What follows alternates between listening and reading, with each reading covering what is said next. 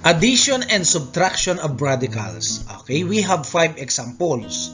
Paano nga ba tayo mag-add at subtract ng ating radicals?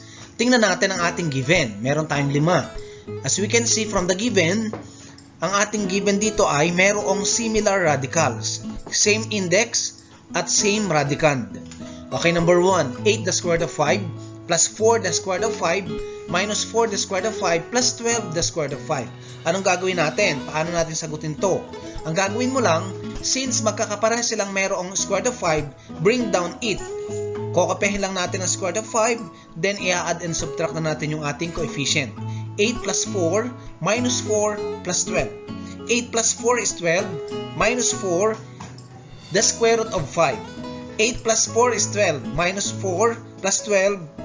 12 minus 4 is 8 plus 12. The answer is 20 the square root of 5. Number 2, 3 the square root of 7 minus 2 the square root of 7 plus 4 the square root of 7 plus 5 the square root of 7. Anong gagawin natin? As we can see from the given, we have same index and same radicand. We only have to do is to perform the indicated operation. 3 minus 2 plus 4 plus 5. Ito yung ating coefficient ng ating radicals na may square root of 7. 3 minus 2, 1. 1 plus 4, 5 plus 5. The answer is 10. Then copy the square root of 7 will become 10 the square root of 7. Number 3 given, 8 the square root of 3 plus 7 the square root of 3 minus 4 the square root of 3 plus 24 the square root of 3. Anong gagawin natin? 8 plus 7 minus 4 plus 24. We're going to copy square root of 3 dahil lahat sila ay mayroong square root of 3. Then, 8 plus 7, 15. 15 minus 4, 11. 11 plus 24 is 35. Copy the square root of 3. Therefore, the final answer is 35 the square root of 3.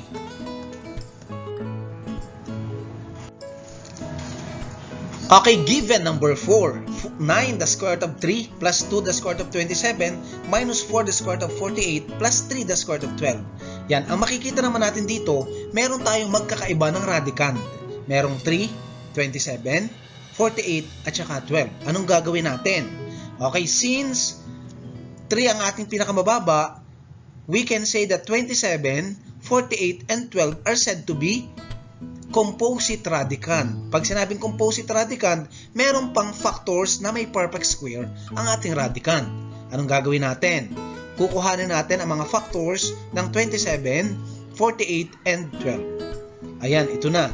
9 the square root of 3 plus 2 the square root of, yung 27, ang factors niya ay 9 times 3 at ang 9 ay perfect square. Minus 4, ayan. Ang 48 naman, ang factors niya ay 16 times 3. At plus 3, the square root of, ang 12 naman ay 4 times 3. Perfect square ngayon ang 9, 16, and 4. Ituloy natin, magiging 9 the square root of 3 plus 2, square root of 9, since perfect square siya, lalabas na yung kanyang root which is 3. 2 times 3, the square root of 3, minus 4. Kukuhanin natin ang square root of 16. Ang sagot ay 4. Lalabas na si 4. Mamumultiply yun mamaya sa 4. The square root of 3 plus 3 times 2. Bakit 2? Dahil ang square root ng 4 ay 2. Then copy square root of 3. Simplify. 9 the square root of 3 plus 2 times 3 is 6 the square root of 3 minus 6 the square root of 3 plus 6 the square root of 3. Okay, simplify uli natin. Babalik ulit tayo sa similar radicals. We're going to add and subtract or perform the indicated operation.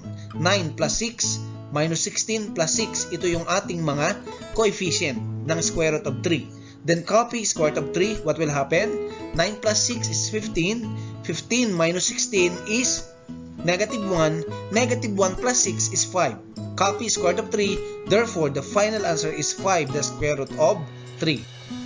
Number 5.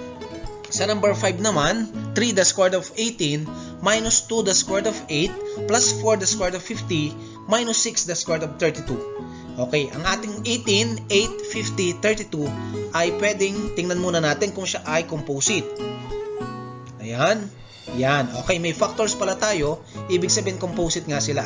Composite radicand. 3 the square root of, ang factors ng 18 ay 9 times 2. Factors ng 8, 4 times 2. Factors ng 50, yung radical nating 50 ay 25 times 2. At ang factors ng 32 ay 16 times 2. What will happen?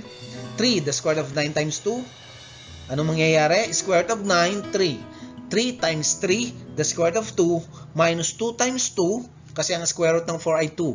The square root of 2 plus 4 times square root of 25 is 5. 4 times 5 is square root of 2 minus 6 times 4. Bakit 4? Kasi ang square root ng 16 ay 4. The square root of 2, simplify.